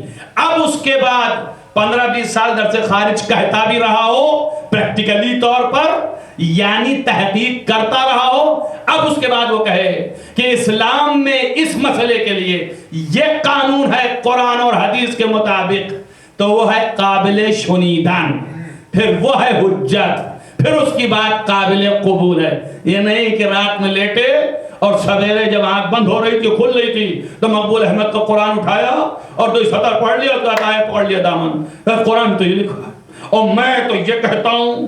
تو اب آپ میں کیا چیز ہو؟ پہلی چیز تو یہ کہ جو ترجمہ ہے صحیح ہے کہ نہیں ہے. یہ ترجمہ جو کچھ بھی ہے ان کے فہم کے مطابق ہے. آپ پہلے یہ سوچئے یہ کہ حقہ بات ہے کہ نہیں ہے. پھر یہ قرآن ہے, اس کے ذیل میں حدیثیں کتنی ہیں, کیا منظور خدا ہے, کیا مقصود خدا ہے. خالی سے ایک ترجمہ پڑھا, ترجمہ بھی کہنا نہیں آتا, ہاں بہت زیادہ قابل ہو جاتے ہیں, ترجمہ بولتے ہیں. آپ یہ سمجھیے کہ اتنی صلاحیت نہیں ہے کہ ترجمہ کہہ سکیں. ترجمہ کہہ رہے ہو, نظریہ دے رہے ہیں قرآن سے, نظریہ دے رہے ہیں اسلام میں. اپنے کو جھانکو گریبانوں کو اور سوچو کہ فقیہ کیا ہوتا ہے, مجتہد کس کو کہتے ہیں. اس کے بعد پھر یہ انسان قابل شنیدن ہے کہ اس کی بات کچھ بہتر ہے, اور پھر یہ کہہ رہا ہے مگر ان شرطوں کے ساتھ جھوٹا نہ ہو, مخالف نفسانیت کرتا ہو, اور اس طرح کو جو شرطیں آپ کو میں بیان کر چکا ہوں. تب جو ہے وہ مجتہد ایک مسئلہ شرعی میں نظر دیتا ہے, اور پھر یہ نظریہ ایک مسئلہ شرعی میں دیا اگر اس نے بڑی زحمت کی تو اس مجتہد کو مجتہد متجزی کہتے ہیں. آپ نے فقہ دیکھا ہے, کوئی کسی نے توضیح المسائل اٹھا کے دیکھیے. توضیح المسائل نے طہارت سے لے کے حدود و دیات تک آپ شماریے اس کو, تو 56 سبجیکٹ ہیں, ایک دو نہیں ہیں. طہارت ایک سبجیکٹ, نجاست طہارت یہ ایک سبجیکٹ, نجاست الگ ہے طہارت الگ ہے, لیکن شامل ایک میں کر لیا. اس کے بعد اس کے مسئلے 4000 ہے کہ نہیں ہے, یہ 4000 تو کتابوں میں, اور اس کے بعد جتنے آپ سے پیدا ہو جائیں جو کہ کتابوں میں نہیں ملتے ہیں. سب پڑھنے کے باوجود کا مولانا صاحب یہ مسئلہ بتائیے کہ نیا پیدا ہو, کسی نے بحث ہی نہیں کیا تھا, کہیں کتابوں میں تھا ہی نہیں, لیکن اب اس کا جواب کہاں سے لائیں گے؟ اگر ہم میں اتنی صلاحیت ہے کہ اصول اور قاعدے کو جان گئے تو قاعدے کی یہ فرع ہے تو وہیں رجوع کر دیں گے اور کہیں گے اس مسئلے کا توڑ اس مسئلے سے ہے, لہذا یہ حل ہے اس کا. سمجھ میں آیا نا؟ اسی لیے ہر مسئلہ وہ بھی بیچارہ جو ہے کسی طریقے کا کام نہیں ہے اس کا کہ وہ فوراً مسئلہ بیان کر دے, خالی توضیح المسائل اٹھایا پڑھنے سے, بلکہ مسئلے کی ساخت پر اس کو عبور حاصل ہو تبھی مسئلہ بیان کر سکتا ہے. خدا کی قسم, میرے اساتذہ جو میرے ابھی بھی استاد ہیں اس وقت, مجلس خبرگان کے نمائندگان ہیں جو ہمارا امتحان لیا کرتے تھے اور ہمیں جو اجازہ اجتہاد لکھے, ان سے بھی ہمارے پاس یہیں سے جب فون جاتا ہے لوگوں کو اور مسئلے شرعی کے عنوان سے ہم بحث کرتے ہیں کہ بتائیے اس میں کیا نظریہ آپ کا, تو کہتے ہیں میں مفتی نہیں ہوں, میں مسئلہ گو نہیں ہوں, میں بحث کرنے کا عادی ہوں, لیاؤ بحث کرتے ہیں اور اس بعد دیکھیں رزلٹ کیا نکلتا ہے. لیکن فوری اگر مسئلہ کا جواب پوچھنا چاہتے تو میں نہیں جانتا ہوں, تم جانو تمہارا کان جانے. مجتہدین کو دیکھو فتویٰ کیا دیے ہیں, جن کی تقلیدیں ہو رہی ہیں وہ لوگ کیا کہہ رہے ہیں, مجھ سے مت پوچھنا. خود سے یہ اتنی ذمہ داری کی چیز ہے اور اس مسئلے کی گہرائی اور گہرائی پر توجہ رکھنا چاہیے. ہاں تو یہ ہے کہ ایک سطر پڑھا, انگریزی میں بدل نہیں, ترجمہ نہیں, اور قاعدے کا ترجمہ بھی نہیں, الٹا سیدھا مارا لوٹا ترجمہ کر دیا. انہوں نے لفظ کچھ کہہ رہا ہے, معنی کچھ بھی ہے, سب یہ کہ بھائی ترجمہ ہو جائے, بات پہنچ جائے, مجبوری بھی ہے. کچھ تو ادھر طرف ہے کہ میری تبلیغ ہو جائے کہ جلد از جلد لوگ سمجھیں کہ میں کون ہوں, اور ادھر زیادہ تڑاؤ ہے کہ بھائی انگریزی میں کچھ نہیں مولانا صاحب اصول کافی کا ترجمہ کرتا ہے. امام علیہ السلام عربی میں اتنی نزاکت ہے, میں آپ ایک لفظ دیتا ہوں, النکاح من سنتی فمن رغب عن سنتی فلیس منی. النکاح من سنتی, نکاح میرے سنت میں سے ہے, یہ لفظی ہو گئے. فمن رغب, رغبت کی لفظ سنیے نا آپ نے, رغبت کی کیا معنی ہے؟ یعنی جب کسی چیز کی طرف جلب ہو انسان, محبت ہو اس کی چاہت ہو, اسی کی تو رغبت کہتے ہیں نا. فمن رغب عن سنتی, جو میری سنت کی چاہت کیا, فلیس منی, وہ مجھ میں سے نہیں ہے. کیا ہوا؟ عربی ہے یہ, بتائیے کیا معنی ہو گئے؟ کیا یہی مقصود ہے پیغمبر کا کہ نکاح میری سنت کی ہے, لیکن جو میری سنت کو چاہے وہ مجھ میں سے نہیں ہے, یہی کہہ رہے ہیں پیغمبر؟ ایسا تو نہیں ہے. لفظ ان کے معنی سے ہے, اور رغبہ یعنی رغبت یعنی چاہت, سنتی یعنی میری سنت. میری سنت سے جس نے چاہت کی فلیس منی, وہ مجھ میں سے نہیں ہے. دیکھیے آپ عربی اس کو کہتے ہیں. یہ ان جو ہے اس کے معنی سے ضرور ہیں, لیکن جب رغبت کے ساتھ یہ ان آئے گا تو اس کے معنی پلٹ جائیں گے. رغبت کے معنی یہاں پہ ہو جائیں گے مخالفت کے. اگر یہی بے کے ساتھ آئے کہ راغب تو بے, کہ میں اس چیز سے رغبت پیدا کرتا ہوں, یہاں بھی سے آیا کہ نہیں آیا, تو اس کے معنی ہے محبت پیدا کرنے. لیکن جب ہم کہیں کہ راغب تو عن ہو, اس چیز سے ہم رغبت کرتے ہیں، کیا معنی ہے؟ یعنی اس سے ہم چاہتے نہیں ہیں، مخالفت کرتے ہیں، اعراض کرتے ہیں، منہ موڑتے ہیں۔ نبی کہہ رہے ہیں نکاح میری سنت ہے، فمن رغب عن سنتی، اور جو میری سنت سے منہ موڑے فلیس منی، وہ مجھ میں سے نہیں ہے۔ دیکھیں رغبت کے دو معنی نکلے کہاں سے؟ ایک لفظ ان کے بدل جانے سے، سمجھ آیا نا؟ اب آپ نے انگریزی میں ترجمہ کیا تو وہی فرام چل رہا ہے، وہ فرام ہی رہے گا، فرام ہٹا نہیں ابھی تک۔ اور وہ کہہ کیا رہا ہے؟ یہ ترجمہ کیا کہ جا کے دیکھ لیجئے گا۔ اور بڑے شان سے کیا میرا ترجمہ، میں نے ترجمہ کیا ہے۔ ارے بھائی تم کیا جانو کہ کیا ہے، تم نے کیسا ترجمہ کیا ہے؟ اردو میں ترجمہ کرنے میں بڑے لالے پڑ جاتے ہیں۔ آپ کہیں یہ کون سی بات ہوئی؟ بابا اس لیے میں مثال دے رہا ہوں، اردو کے اندر 70% فارسی ہے اور فارسی کے اندر 70% عربی ہے، سمجھ آیا؟ تو گھوم پھر کر کے اردو کے اندر 70-80% عربی ہے اور پھر تھوڑی سی ہندی کے الفاظ ہیں۔ تو اس میں بھی جہاں ہندی کے لفظ آ جاتے ہیں، عربی سے ہندی میں لے آنا بڑا مشکل ہو جاتا ہے۔ لہذا چونکہ فارسی اور اردو کے الفاظ رواں دواں ہیں اردو میں عربی کے، تو وہ اسی لیے اسی طرح لفظ رکھ دیتے ہیں۔ ورنہ ہم ترجمہ کرنے بیٹھے ہیں، کب ہم ترجمہ کرتے ہیں؟ محبت کا بولتے رہے، محبت دنادن، اور آپ بھی سمجھ بھی رہے ہیں محبت کسے کہتے ہیں۔ عشق پھٹافٹ بول رہے ہیں ہم، آپ سمجھ بھی رہے ہیں، خوشحال بھی ہو رہے ہیں، واہ واہ کر رہے ہیں، مگر عشق عربی لفظ ہے۔ آیا اس کے معنی کیا ہوتے ہیں؟ اگر معنی کرنے بیٹھے ہیں تو مشکل ہو جائے گا نا، اب لفظیں نہیں ملیں گی ہم کو کہ ہم پاٹ سکیں اسے۔ اسی طریقے سے انگریزی میں وہ بات ہے جو وہاں عربی تو دخیل ہے نہیں، اردو میں عربی دخیل ہے، فارسی دخیل ہے، اس لیے بات سمجھ میں آ جاتی ہے جلدی سے، اس لیے ترجمہ مل بھی جاتا ہے۔ اسی لیے کہتے ہیں کہ آپ انگریزی کے زیادہ رٹ نہ لگائیے، سیکھیے، ڈھونڈیے انگریزی میں بھی، بلکہ اردو میں سیکھیے۔ یہ جو سینٹروں میں بیماریاں چلی ہیں، یہ بیماریاں جو ہے آگے چل کر کے بہت مضر ہوں گی۔ یہ بیماریاں چلی انگریزی میں تقریر ہونی چاہیے، میرا بیٹا نہیں سمجھتا، اور بیٹا فلم سمجھتا ہے، انڈین فلم لگا کر کے بیٹا بھی سمجھتا ہے، اماں بھی سمجھتی ہیں، اور پھر بہنیں بھی سمجھ رہی ہیں، اور اس کے بعد جب سینٹر میں آئے تو باہر بیٹھا ہے، سمجھ ہی میں نہیں آتا ہے، بیٹا نہیں سمجھتا۔ اچھا بھائی انگریزی کی بھی تلاش لے، اللہ نے یہ انتظام کیا ہے، یہ مار ہے تمہارے اوپر۔ جب انگریز ڈھونڈ کے لے آئے، صاحب انگریز کون ہے؟ کہا یہ پیدا ہوا ہے، وہاں والا انگریزی نہیں بولے گا، انڈیا اور پاکستان سے آتا ہو، پتہ نہیں کیسے ایکسینٹ، اس کا ایکسینٹ ہی صحیح نہیں ہے، لہذا وہ ایسا نہیں چاہیے۔ اب یہاں والا انگریز جو پیدا ہوا تو اس کو لے آئے، کل اس کے پاس علم ہی نہیں ہے، لہذا پھر بھی وہ جہاں کھڑے تھے وہیں کھڑے، اندر نہیں آ سکے۔ آپ سمجھے نا؟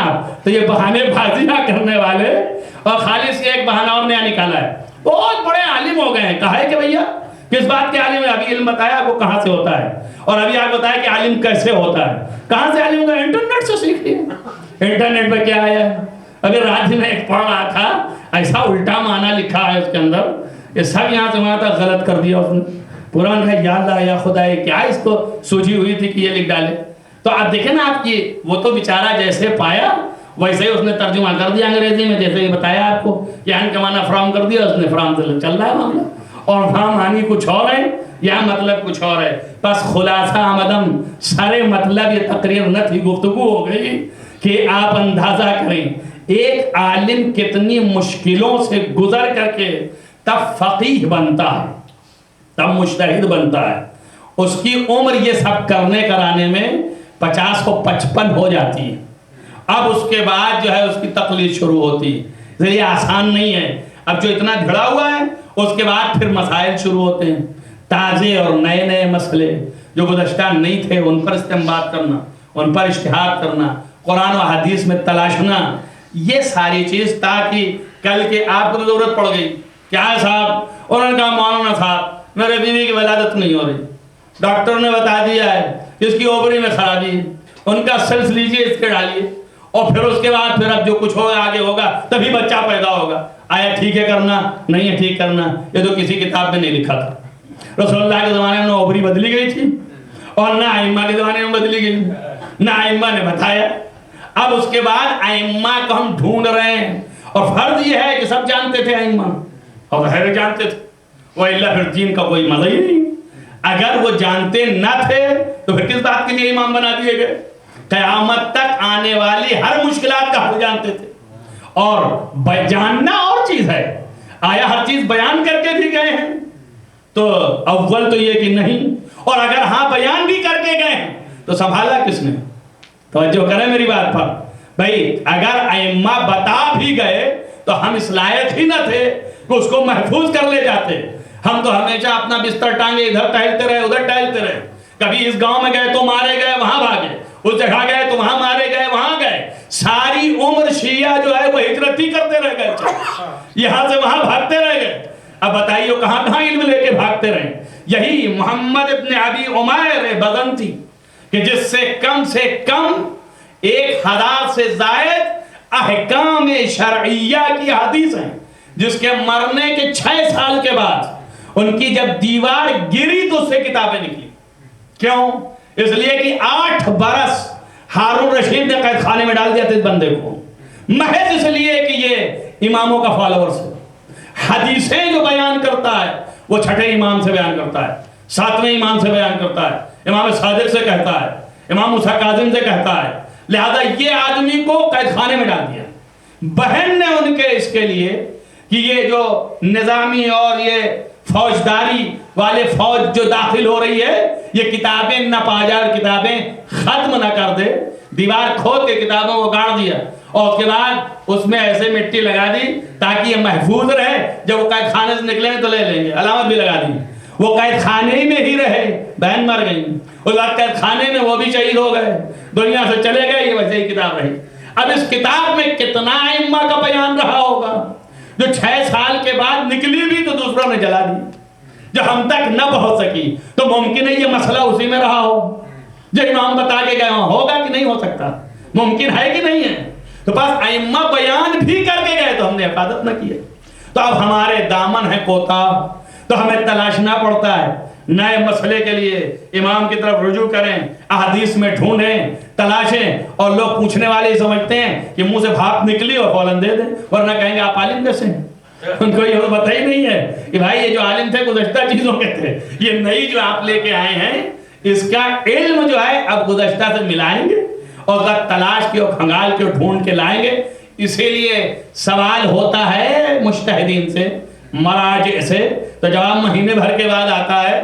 خالص یہی نہیں کہ ٹرانسفر ہونے میں ٹائم لگ رہا ہے، بلکہ یہ بھی ہے کہ وہ تلاش ہوتی اس کی کہ اس کا کہنے کا مقصد یہ ہے تو اس کا شرعاً حل قرآن و حدیث میں کیا ہے.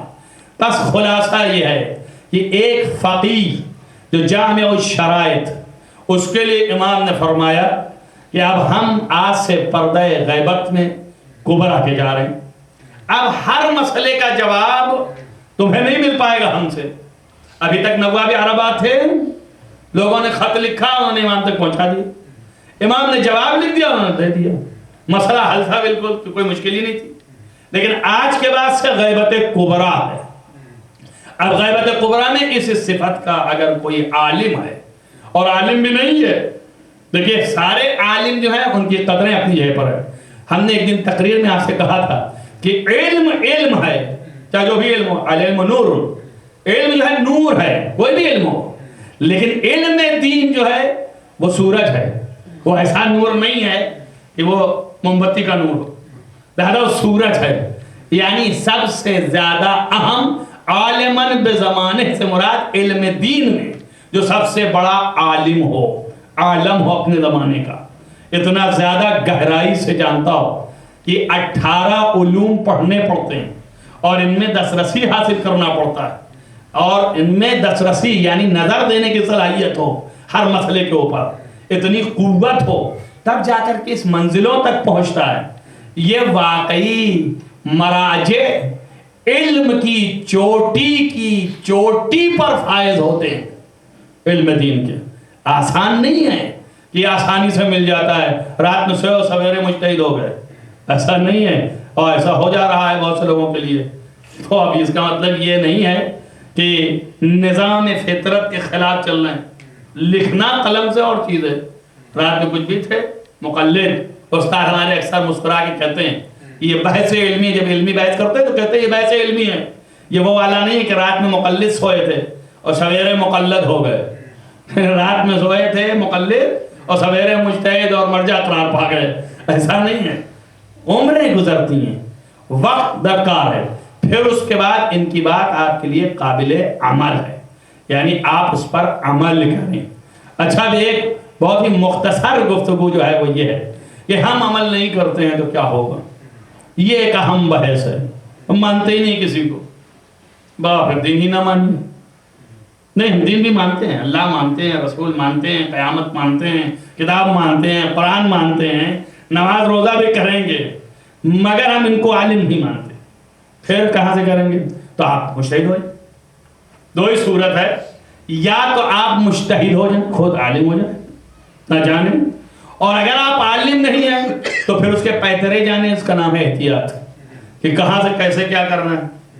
اور اگر وہ بھی نہیں جانتے ہیں تو پھر آپ کے لیے کوئی چارہ نہیں ہے کہ کسی سے پوچھ کے عمل کریں، بس جس سے پوچھ کے عمل کیا اسی کا نام تقلید ہے۔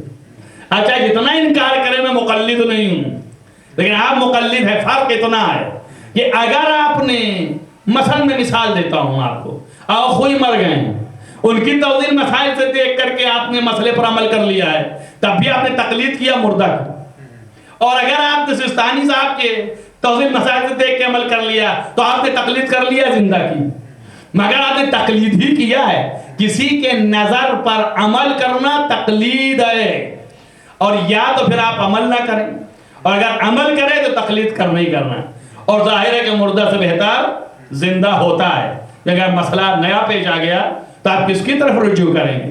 لہذا یہ ذہنیت سے نکالنے کی تقلید ہوتی ہی نہیں، ضرورت ہی نہیں، حاجت ہی نہیں۔ اسپیشلسٹ، جس چیز کا اسپیشلسٹ موجود ہے اور آپ کچھ نہیں جانتے ہیں تو اسی تو پوچھیں گے جا کے۔ آپ کس سے پوچھیں گے؟ جو جاہل ہے اس سے جا کے پوچھیں گے۔ آپ دیکھیے، آپ نہیں جاتے ہیں گردے والے کے پاس ہارٹ کا علاج لے کر کے، ہارٹ خراب ہو گیا ہے، آپ معلوم ہے آپ گردے کے ڈاکٹر ہیں، نہیں میں تو پوچھنے آیا تھا کہ آپ کر دیں گے، وہیں سے بھاگیں گے آپ بھی شرماتے ہوئے، اور وہ بھی بھگائے گا کیسا دیوانہ۔ بھائی میں لکھ کے ٹنگا ہوا ہے کہ میں یہاں جو ہے وہ گردے کا علاج کرتا ہوں اور یہ ہارٹ کا لیے ہوئے چلے آ رہے ہیں۔ ویسے ہی یہاں پر بھی ہے، علماء کی معنی یہ بھی نہیں کہ ہر آدمی فقیہ ہے۔ ایک بیچارہ ذاکر ہے، چند واقعات اسلام کے تاریخی واقعات رٹ کے اچھے الفاظ میں بیان کرنا آپ کو خوش کرنا جانتا ہے۔ اب آپ اس کے پاس مسئلہ شرعی لے کے آئیں، قبلہ یہ ذرا بتائیے گا۔ اب وہ بیچارہ کہے اچھا یہ ایک بیماری ہے ہمارے یہاں، وہ یہ کہہ دے کہ میں نہیں جانتا ہوں تو اس کی توہین، وہاں تو اس نے لکھ کے لگا دیا میں گردے کا ڈاکٹر ہوں، خود ہی آپ کی توہین کی، آپ بد عقل ہیں کہ کیوں آ گئے ہیں۔ لیکن یہ بیچارہ لکھ کے لگایا نہیں تھا کہ میں گردے کا ڈاکٹر ہوں، یہ نہیں کہا کہ میں صرف تاریخی واقعات جانتا ہوں، یہ تو بن کے آیا تھا مولانا۔ جو آپ کی بیماری ہے کہ ہر آنے والا مولانا، ہر آنے والا مولانا۔ مولانا لقب جانتے ہیں کس کا؟ مولانا اردو میں کہیں تو کچھ اور ہو جائے گا، مولانا یعنی یہ مولا ہے ہی نہیں، اور اگر آپ عربی میں کہیں تو مولانا والمقتدانا یعنی ولی ولایت۔ اولا اس دن میں نے پڑھا تھا، میں اولا سے ہے مولا، من کنتو مولا فہذا علی مولا، تو علی مولا ہے۔ آپ جب مولانا کہتے ہیں مطلب ہے آپ میرے مولا۔ آپ اس سے بڑا رتبہ کیا ہو سکتا ہے؟ آپ جس کو چاہیے عام گھاس کو مولا بنائیے دن بھر، وہ بیچارے خلیفہ تک رہ گئے، آپ تو مولا سے بھی آگے بڑھ گئے، تو کیا آپ تان کرتے ہیں؟ وہ تو خلیفہ تک رہ گئے، خلیفہ بنا کے رہ گئے، آپ تو جس کو نے اس کو مولا بنائے دے رہے ہیں۔ مولانا یہ کیوں آیا مولانا کی اصطلاح ان معمم کو؟ اس لیے کہ امام نے فرمایا انہم حجتی علیہ، یہ تمہارے اوپر حجت ہے ہماری طرف سے۔ تو اس لیے حجت جب قرار دیا اللہ نے کہ امام نے، اللہ کے بنائے ہوئے نمائندے نے، تو آپ نے بھی مولانا کہہ دیا۔ بس مولانا بھی کہنے میں ذرا سنبھل بول کے کہا کیجئے، اور جو جس چیز کا اسپیشلسٹ ہے اس سے سوال کیجئے۔ آپ فقیہ سے جا کے پوچھئے مسئلہ، آپ جو ہے اس طرح کے لوگوں سے مت پوچھئے۔ ہاں آپ نے زندگی کے مسائل ہیں ایسے پوچھنا پاچھنا پوچھئے آپ، یہ مسئلہ شرعی کے اعتبار سے آپ بحث نہ کریں پلیز۔ آپ جو ہیں وہ احکام الہیہ کا علم حاصل کریں، ان کے ریسورسز سے، ان کے ذریعے سے، ان کے طریقے سے، اور ان کے طریقے اور ذرائع جو ہیں جو علم حاصل کرنے کے ہیں وہ فقہاء ہیں اور وہ مجتہدین ہیں کہ جو علم حاصل کرتے ہیں عمریں برباد کرتے ہیں، عمریں صرف کرتے ہیں اسی لائن میں۔ یہ نہیں ہے کہ آپ ان سے سوال کریں، اور آپ دیکھیں کہ قرآن جو ہے اسی کی طرف اشارہ کر رہا ہے فلولا نفر من کل فرقۃ کہ انہیں ہر ایک گروہ سے کچھ طائفہ نکل جاتا اور نکلنے کے بعد سیکھے اور سیکھنے کے بعد فقیہ بن اور فقیہ بنے. شب جمعہ ہے بس 2 جملے کہہ کے ختم کرتا ہوں. فقیہ بنے. ائمہ کے زمانے میں ائمہ کے اصحاب میں فقہا ہوتے تھے. فقیہ ضرورت نہیں تھی, امام خود موجود ہے, نہ استنباط کی ضرورت ہے, نہ مسئلہ ڈھونڈنے کی ضرورت ہے, کوئی نہیں, امام سے پوچھا ڈائریکٹ. لیکن نہیں, فقیہ ایسا ویسا فقیہ نہیں. یہاں آج تو ہمارے آپ کی زبان پر ہوگا, ہم غیر معصوم و خاطی جو کہ علم کا مبلغ نہیں تول سکتے, ظاہر دیکھ کے کہہ دیا یہ فقیہ ہیں, وہ فقیہ ہیں, وہ فقیہ ہیں, یہ مجتہد, وہ مجتہد, فلاں مجتہد. لیکن امام معصوم جان رہا ہے کہ اس کے اندر کیا ہے. جب وہ کسی کو فقیہ کہہ دے تو اس کی عظمت فقاہت میں کتنی بلند ہوگی. آپ اندازہ کریں, جب خط لکھتے ہیں امام حسین علیہ السلام تو کیا لکھتے ہیں؟ من عبداللہ الحسین ابن علی الى الرجل الفقیہ حبیب ابن مظاہر. رجل فقیہ, ایک تو رجل معنی مرد کے ہوتے ہیں, لیکن اب اس چیزوں کی چاشنی آپ کیسے لے سکتے ہیں جب تک عربی نہ جانتے ہوں. رجل الفقیہ یعنی مرد فقیہ. ایک دفعہ کہتے ہیں نا, آپ روزمرہ بولتے ہیں ارے صاحب ان کی کیا بات ہے, یہ تو مرد میدان ہے. مرد میدان بولتے ہیں نا, کیا معنی ہے اس کا؟ یعنی میدان کے مرد ہیں, عورت نہیں ہے, یہی مطلب ہے؟ نہیں, مرد میدان ہے, یعنی وزن ہے اس کے اندر. یعنی یہ کہ اس میدان شجاعت کا انتہائی مرتبہ شجاعت پر فائز ہونے والا رجل الفقیہ یعنی فقاہت کے میدان کا آخری فرد ہے یہ شخص جس کا نام حبیب بن مظاہر. امام حسین علیہ السلام لکھ رہے ہیں جو امام معصوم ہے, جو ہر چیز جانتا ہے کہ اس کا مبلغ علمی کیا ہے, اس کی فقاہت کیا ہے. اسی لیے بتایا ہے اور روایت میں ہے کہ جب امام سرانے گئے تھے حبیب کے تو فرمایا تھا واللہ یا حبیب انت تختم القرآن فی لیلت واحدہ. اللہ اے حبیب تمہاری ذات وہ ہے کہ تم پورا قرآن ایک رات میں ختم کرتے تھے. توجہ کریں آپ, کیسے ختم کرتے تھے وہ حبیب جانے, میں اس کی تشریح نہیں کرتا ہوں, لیکن اتنا ضرور کہوں گا جو لوگوں کے یہ نہیں سمجھ میں آتا تھا کہ علی کیسے ایک قدم گھوڑے سے ادھر اٹھا کے ادھر لے جانے میں رکعت سے ایک رکعت سے دوسری رکعت میں پورا قرآن کیسے ختم کر دیتے تھے. تو ان کے تو یہ بالکل ہی نہیں سمجھ میں آ رہی علی کیسے کہ ختم کر دیتے تھے کہ حبیب کیسے رات بھرے میں پورا قرآن ختم کر دیتے عادی طریقے سے. ورنہ علی کا ختم کر دینا قرآن ادھر سے اور ادھر پہلے جانے کے درمیان کوئی بہت بڑی چیز نہیں ہے. مگر یہ کہ چونکہ قلب چاہیے پذیرش کی, قبولیت کی قلب چاہیے. سمجھ میں نہیں آتا کیا کریں, یہ کیا ڈھونگ کی روایتیں لوگ لے کے آتے ہیں. بابا کون سے میں ڈھونگ ہے, کون سی پریشانی کی بات ہے. آپ دیکھیے مطالعہ کے معنی ہے, دیکھیے مطالعہ میں کر رہا ہوں کہ نہیں کر رہا ہوں, پوری ذات وارثہ لکھی ہوئی ہے. یہ میں ایک ہی نگاہ میں کر رہا ہوں کہ نہیں کر رہا ہوں, کر رہا ہوں نا, یہ لکھی ہے, دیکھ رہے ہیں نا. بس علی جو ہے وہ ذات ہیں کہ جو لہو محفوظ کا مطالعہ کر رہا تھا, تو جب قدم اٹھایا اور ادھر لے گیا تو کل لہو محفوظ نظروں کے سامنے سے گزر گیا. اسی کا نام تو تلاوت ہے, اور کس چیز کا نام تلاوت ہے. علی کو کیا یہاں مشکل ہوئی تلاوت نہ کرنے.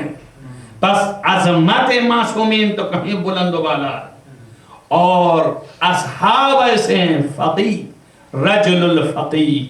بس ختم کیا میں نے آپ کے سامنے, وقت زیادہ لے لیا اور چونکہ کل کام کا وقت ہے, لیکن بہرحال مجھے کہنا ان ساری چیزوں کو, میں نے آپ سے کہا تھا کہ یہ 40 منٹ کی باتیں نہیں ہیں, یہ بہت زیادہ گفتگو کرنے کی ہیں. لہذا ابھی بہت سے مطالعے, بہت سے گوشے اس میں رہ گئے جو آئندہ بھی باتیں ہوں گی. بس ایک فقیہ کو سمجھنا اور اس کی بات پر عمل کرنا, یہ کیفیت جو ہے تقلید ہے. اور خداوند عالم ہم سب کے دلوں میں ایسی کیفیت پیدا کرے کہ ہم سب فقیہ کو پہچان سکیں اور آشنائی فقہ پیدا کریں.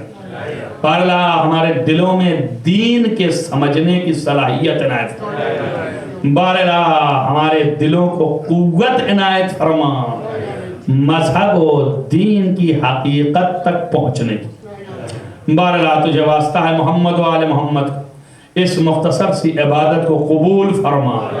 معبود تمام دنیا میں جہاں جہاں محبان عالم محبان آل محمد ان کو حفظ امان میں رکھ، معبود جہاں جہاں محبان آل محمد مریض ہیں ان کو شفاء عنایت فرما، شفاء عاجل و کامل۔